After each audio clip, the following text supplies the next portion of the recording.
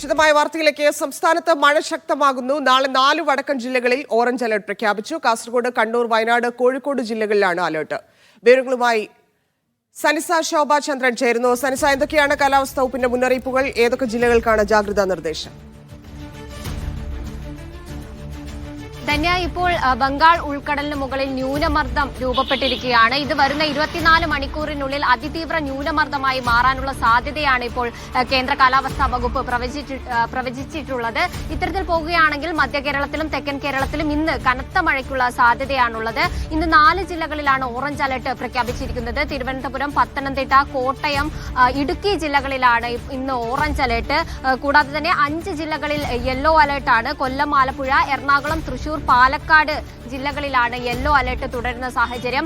നാളെയോടെ ഈ ഒരു ന്യൂനമർദ്ദത്തിന്റെ സ്വാധീന ഫലമായിട്ടൊക്കെ ഈ മഴ തുടരും. പക്ഷേ നാളെയോടെ മഴ വടക്കൻ ജില്ലകളിലേക്ക് കടക്കും. നാളെ 4 വടക്കൻ ജില്ലകളിലാണ് ഓറഞ്ച് അലർട്ട് പ്രഖ്യാപിച്ചിരിക്കുന്നത്. കാസർഗോഡ്, കണ്ണൂർ, കോഴിക്കോട്, മലപ്പുറം ജില്ലകളിലാണ് നാളെ ഓറഞ്ച് അലർട്ട് പ്രഖ്യാപിച്ചിരിക്കുന്നത്. കൂടാതെ തന്നെ 5 ജില്ലകളിൽ യെല്ലോ അലർട്ടും തുടരുന്ന ഒരു സാഹചര്യമാണ് നാളെയും ഉള്ളത്. ഇത്തരത്തിൽ വരുന്ന ശനിയാഴ്ച വരെ ഒറ്റപ്പെട്ട അതിശക്തമായ മഴ തുടരുന്ന ഒരു സാഹചര്യമാണ് സംസ്ഥാനത്ത് നിലവിലുള്ളത്.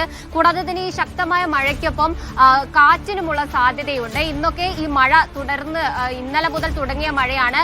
പലയിടങ്ങളിലും വെള്ളക്കെട്ടുകൾ രൂപപ്പെട്ടിരുന്നു. കൂടാതെ തന്നെ മണ്ണിടിച്ചൽ, അതുപോലെ തന്നെ മലവെള്ളപ്പാച്ചിലിനുമൊക്കെയുള്ള സാഹചര്യമുണ്ട്. ന്യൂനമർദ്ദത്തിന്റെ സ്വാധീന ഫലമായിട്ടുള്ള മഴയായതുകൊണ്ട് തന്നെ കുറഞ്ഞ സമയം കൊണ്ട് തന്നെ കൂടുതൽ മഴ ലഭിക്കുന്ന ഒരു സാഹചര്യമാണ്. വരുന്ന 3 ദിവസം സംസ്ഥാനത്തെ സംബന്ധിച്ചിടത്തോളം വളരെ ക്രൂഷ്യൽ ആയിട്ടുള്ള ദിവസമാണ്. ഈ മഴയെ തുടർന്ന് എല്ലാ തരത്തിലുള്ള സുരക്ഷാ സജ്ജീകരണങ്ങളും എടുക്കേണ്ട ഒരു സാഹചര്യമാണ്. ഇന്ന് അനക്സ് 2-ൽ യോഗം ചേർന്ന് അതിനുള്ള സജ്ജീകരണങ്ങൾ എടുക്കാൻ മന്ത്രി വി ശിവൻകുട്ടിയുടെ നേതൃത്വത്തിൽ യോഗം ചേർന്ന് സജ്ജീകരണങ്ങൾ എടുക്കാൻ വേണ്ടിയിട്ടുള്ള തീരുമാനമൊക്കെ ആയിട്ടുണ്ട്.